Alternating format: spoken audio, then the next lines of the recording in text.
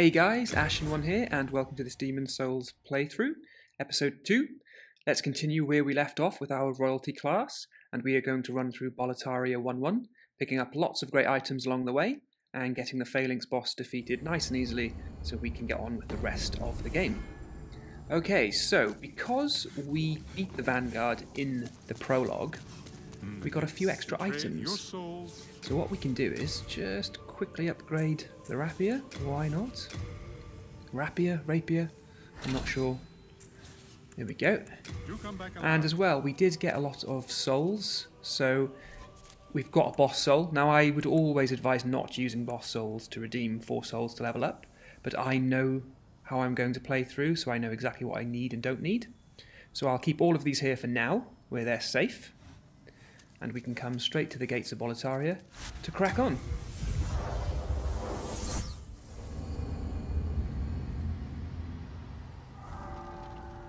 I'll just continue to skip cutscenes then, if you don't mind. Oh, and here we are, gates of Boletaria. Lovely. But we'll turn around first. We get ourselves some heals. Proper Ready Player One stuff, that. Always turn around when you start the level in anything. As made famous by games like Sonic, or before that Turrican on the Commodore 64. That's me showing my age now, so we'll stick to Demon's Souls if that's okay. So I think we should be able to get through the first part of the area pretty easily. The build isn't a parry build. You know, we're not going to be focusing a lot on HP, so only really parry when you're comfortable doing so, because it can go south pretty quickly. And I'm sure I'll be showing you some evidence of that throughout this playthrough. And I'll probably just switch between melee and magic, just to keep things nice and interesting. I mean, the backstabs never get old with this sword. We won't be using the rapier for long. We'll probably go straight for the Crested Falchion once we've defeated the Phalanx. And here they come. Ooh. Oh, what? That is so cheap. Wow. Now that is a stern handwritten letter to From Software. Not complaining, just congratulating them on being so devious. Lovely parry animation, completely cancelled by that son of a gun. So we've got the Providential Ring still equipped, remember? So what we really want to get running through 1-1 is as many fire bombs as we can. They just come in really handy for the boss. Ah, this guy. Usually you get a free backstab on this guy because he just launches himself down the stairs. But he wasn't playing ball then. That's a bit of a shame. Okay, so here I'll take advantage of our range just to get him out of the way. He's a bit of a nuisance. These two guys, you can make them fall down the hole just around the corner if you want. Or just take them on one by one. I mean, I say it's not a parry build, but, like, you know. Even when bodies like that pile up on top of each other from 2 parries, I still don't feel like I'm a good parrier. Still full of imposter syndrome. So there is an enemy on the right when you come through here, but just run straight through. Kill the one that wants to get the jump on you here. Then take this one out, and then you can handle the one that's slowly coming up behind you nice and easily by himself. And there he is. Okay, so, you know, no problems so far. Definitely get the fire bombs here. It's usually around 17 that I see people saying you need to kill the boss. And here we're just going to employ our faithful old spell, switch, stab combo. Lovely stuff. Okay. I'm not going to pick up all the items in the run, because some just aren't going to be important to me. There's a Mail Breaker sword down in the corner there that I've left.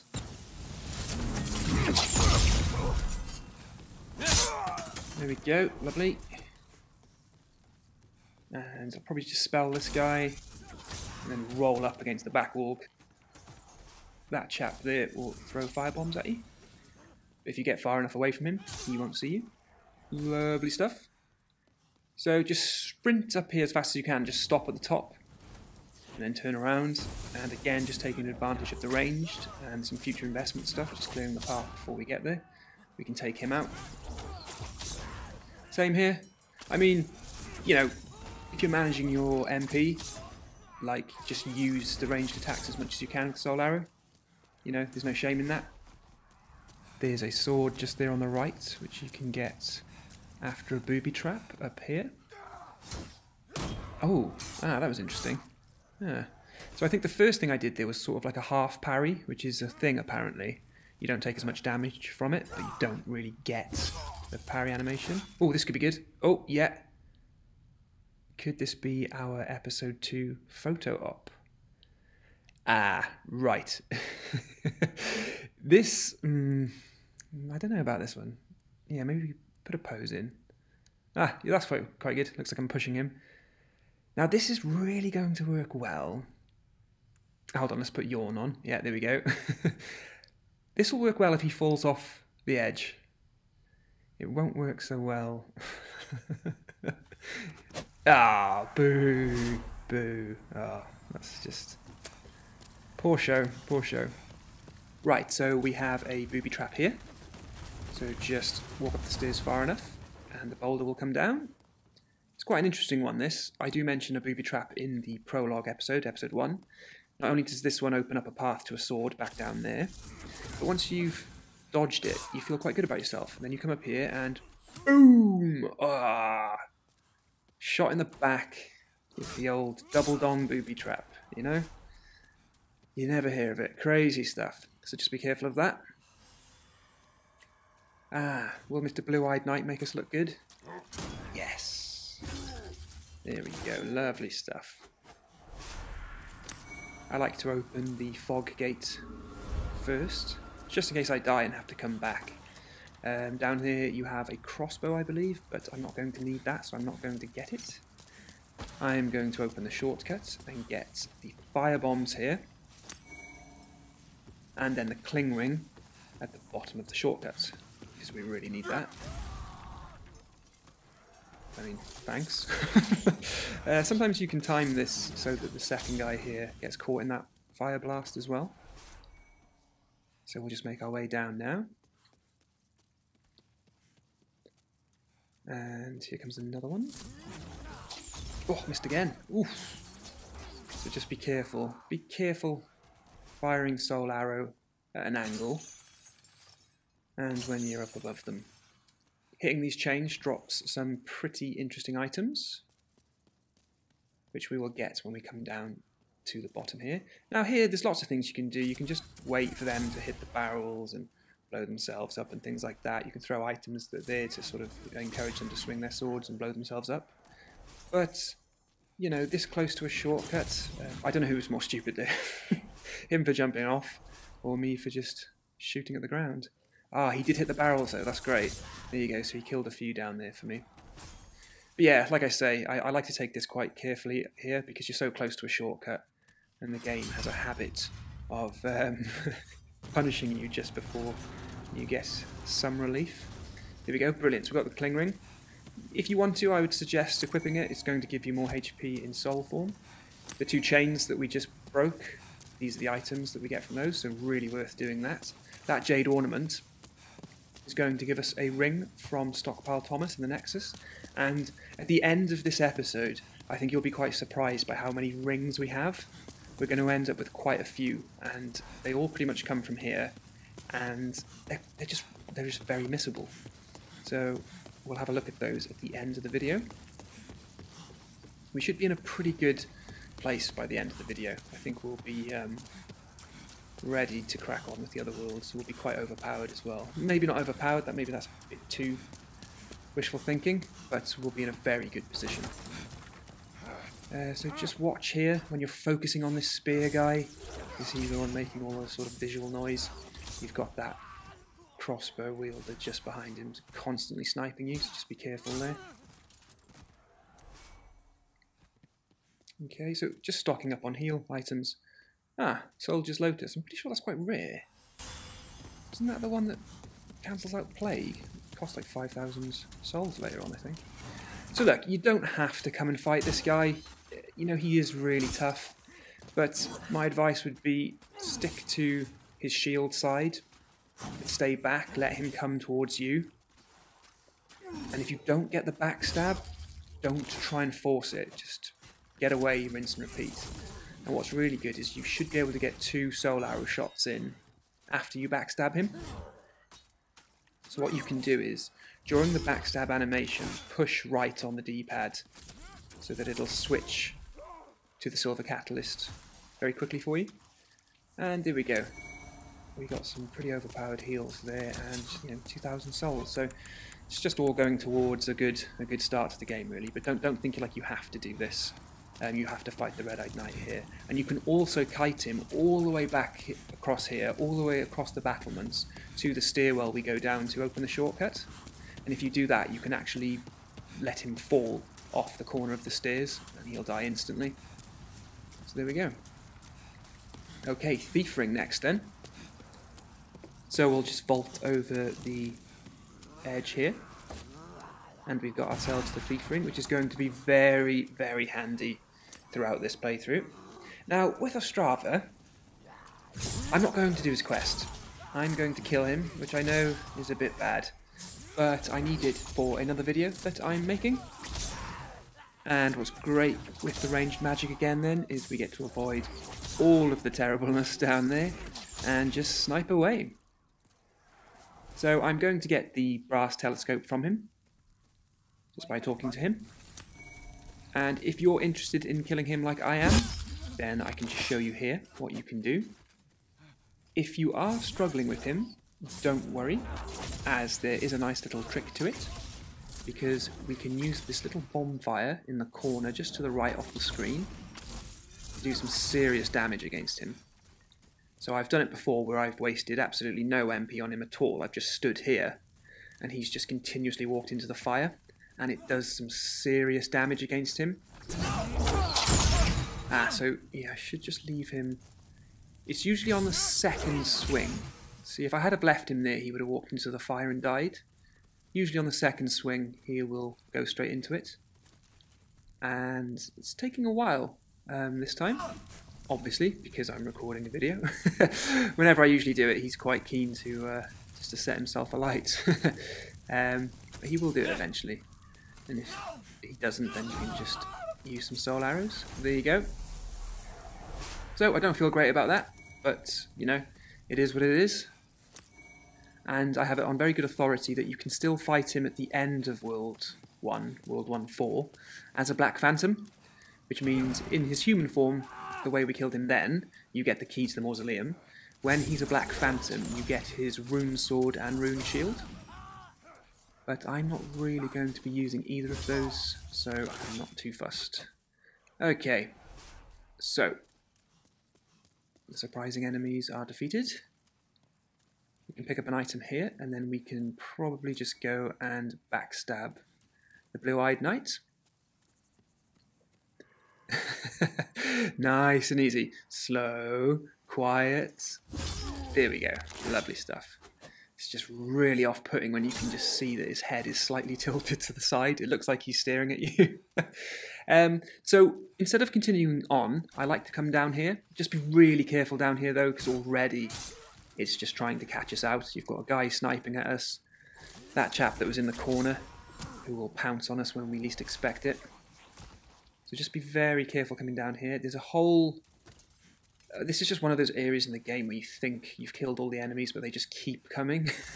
Now, with a firebomb, you can make quick work of all of these. You just throw it into the middle of all of this mess here, and they all pretty much go up in flames. But I just like to snipe them off. And this is what I mean by they keep coming. And there it is. Oh yes, there it is. Okay, so that is why this isn't a parry build. That's what can happen, how quickly it can go south. But I mean, I'm still going to parry. But as you can see there, another slight issue when parrying around multiple enemies. The animation can put you on the back foot a little bit when you come out of it, when enemies are mid-swing. See? Still another one. Just when you least expect it. Great, so that's what I wanted really from here, was just a couple more sharp stone shards. What we'll probably do after this run is we won't follow the game chronologically. We're going to go off to a few worlds and pick up some really, really nice weapons and items. So having a slightly stronger rapier before we get the Crested Falcon will just help us out. Ooh, oh, there you go. He almost saw that. Too slow. Okay, so we're coming into another area now, which is pretty, just lots of enemies and they can surprise you. So just be careful. What I like to do is I like to employ the the 300, the Spartan 300 tactic, the hot gates. Just bring them into a nice narrow corridor and just deal with them one by one, which is a tactic you can use so well when you have a thrusting weapon and sort of straight line ranged attacks, especially when you're against enemies that have big swings. Oh wow, there we go. So the parry is definitely going wrong. There we go, yeah. So there's a very, very valuable lesson. If you want to heal, don't heal in the sight line of a sniper. I think that's a great Soulsborne rule. Okay, so when we come up here now, we have actually skipped a little bit of the area because we vaulted over the wall near Ostrava. So I am going to go back a little bit just to fill in a gap for you, because there is a merchant that we've missed. We might not need any access to him ourselves right now, but who knows. So as you come through here, 2 enemies did just jump down behind us. So if I just approach this guy, yep, nicely done. Yep, there he is. Okay, lovely stuff. And there's just one here on the right. So where we came down those steps and vaulted over the wall to get the thief ring and Ostrava, if you go down those steps and come around here, you come to a merchant. And he's quite handy, He does have some weapons and some items and stuff, and somebody commented on one of my videos saying you should just buy the club from him. So that corridor down there is where we would have come. So yeah, the merchant can help out with extra firebombs and things like that, if you need them. But we want to save all of our souls for leveling, I think. Okay, so now we've alerted the 2 snipers here. So we just need to be careful.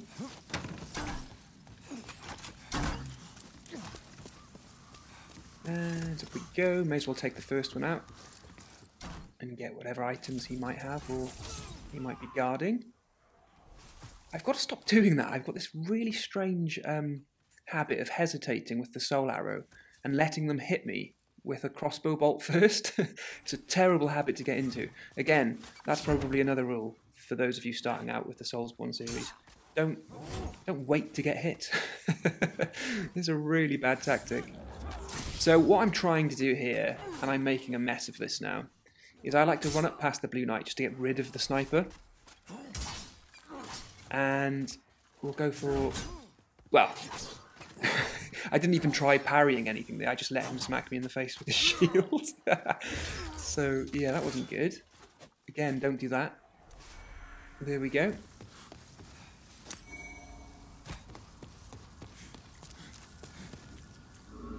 So the next part of this run, we're going to have a little bit of fun here.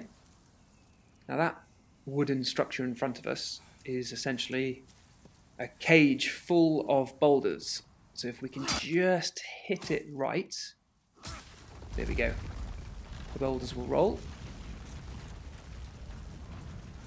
And very satisfying. Yep, like that. It's great when you come up through the New Game Pluses and the boulders don't kill the enemies. That's when you know you're playing hardcore. I think that would have been a really good photo opportunity, to be honest. Right, so just be very careful of the 2 enemies on the left. It is hard to get one of them without the other, but it seemed to have gone quite well there. Yep, that's the first time I've done that, actually. They always seem to be linked. Oh, and the wall stopped us getting around to the angle for the backstab. We are very close to opening the boss room now and finishing the run. But obviously, the game will throw some spanners into our works. So all you need to do here is come up and just sort of like bait and kite a few of the enemies, and as long as you can stay sort of on the bridge or near the bridge, a red dragon will appear. And if you're on the bridge long enough, he will breathe fire. So there he is in the background, and I'm panicking a little bit now because he's putting me off, even though I know I'm safe down here. Okay, so what you want to do is just try and stay on this bridge as long as you can until the dragon comes back and then comes along. And as soon as you see him start to breathe fire, just run back down from the way you've come. But I seem to be... At this rate, I'm going to end up killing all of the enemies on the bridge before he breathes any fire. That's not how to throw a soul arrow right there. I think I've missed him again, have I? Oh, bloody hell. Okay. So yeah, like I say, he's supposed to be killing one of these enemies for us, but I seem to be doing the work for him. Okay. Yeah, I mean, not getting backstabs isn't going to help. And thrusting at the air, that definitely doesn't help. Again, put that in the Soulsborne rulebook for beginners. Okay, I think we've got a bit of relief now. And yeah, here he comes. Now, what I do is, as soon as I see the animation for the fire like that, I just start sprinting. And it isn't to get away from him, it's actually to come down here and steal all of Smaug's lovely gold. So, he's no longer in this area where he usually is. So what we can do is we can just come in and plunder everything. So, some nice heals.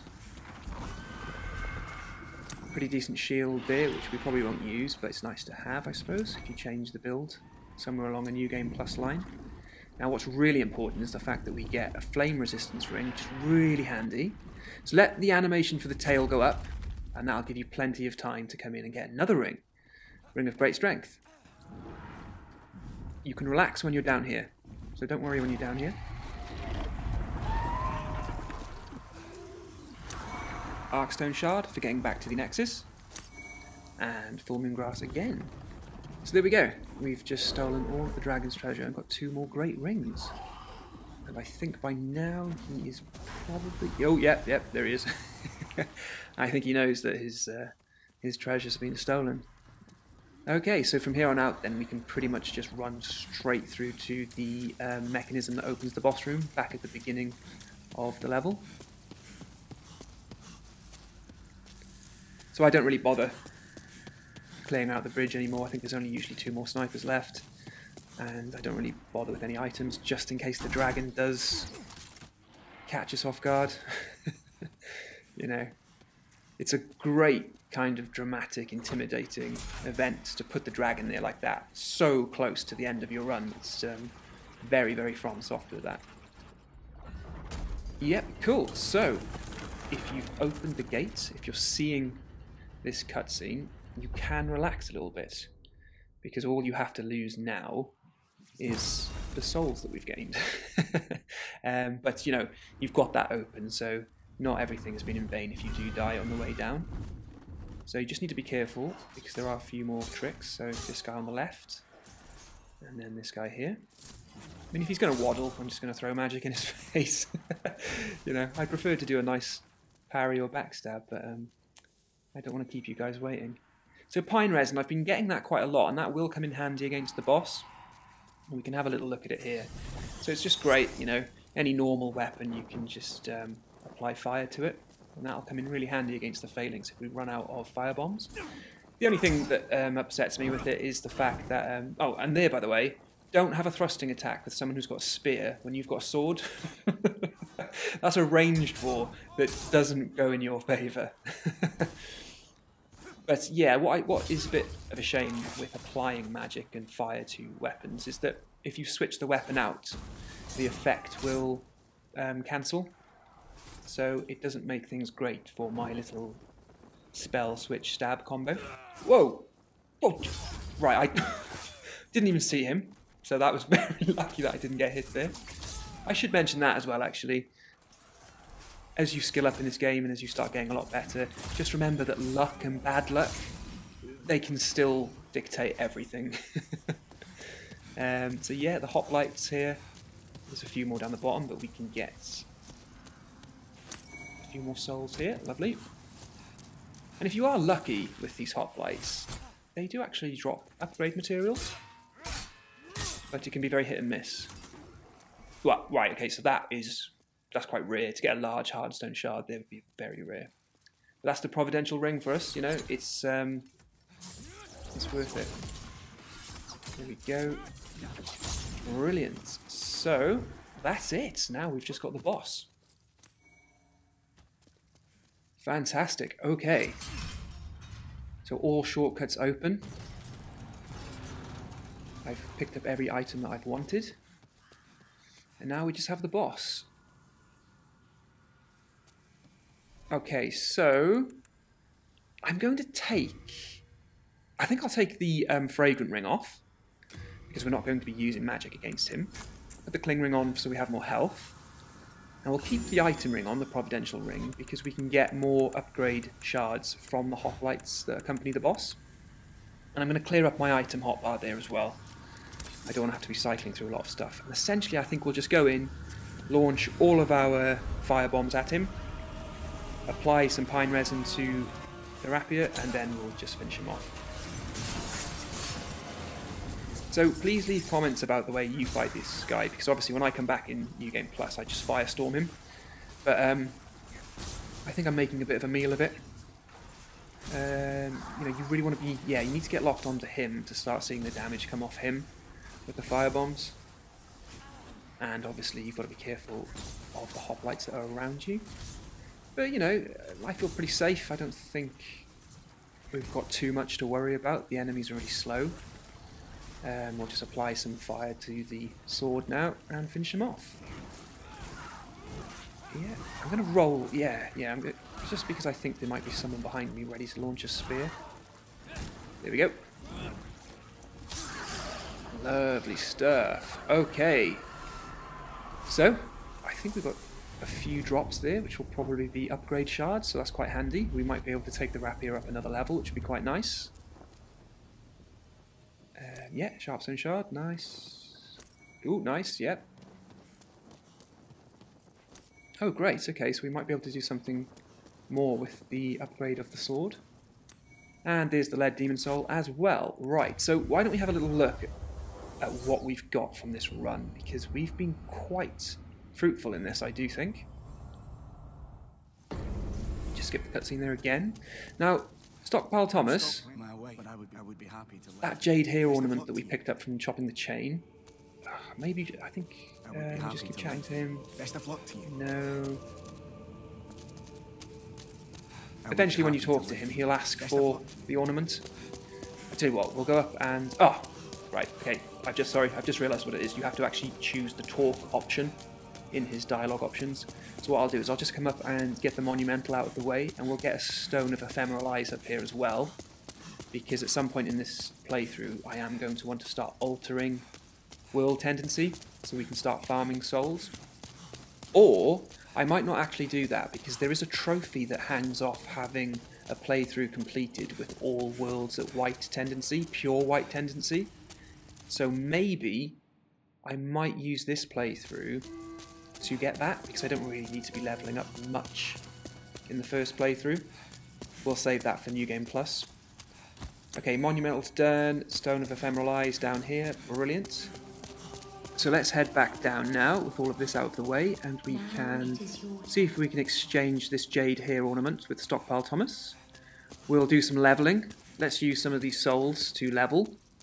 And we can just check out our spoils so far. So we'll have a look at the rings that we've got, because we've got quite a lot.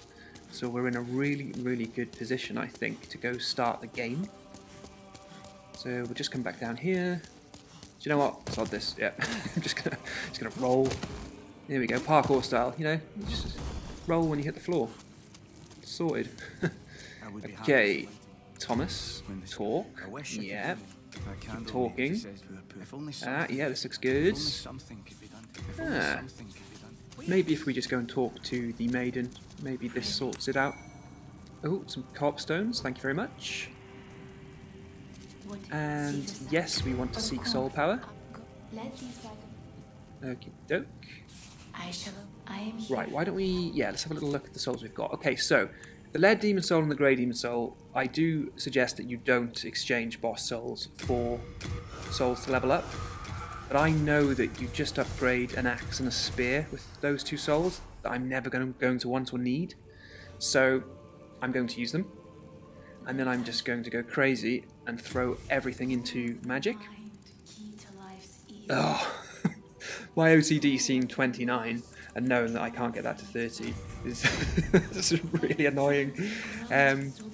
You know, we're going to be getting the Crested Falcon very soon in the next episode, so I just want some good damage output.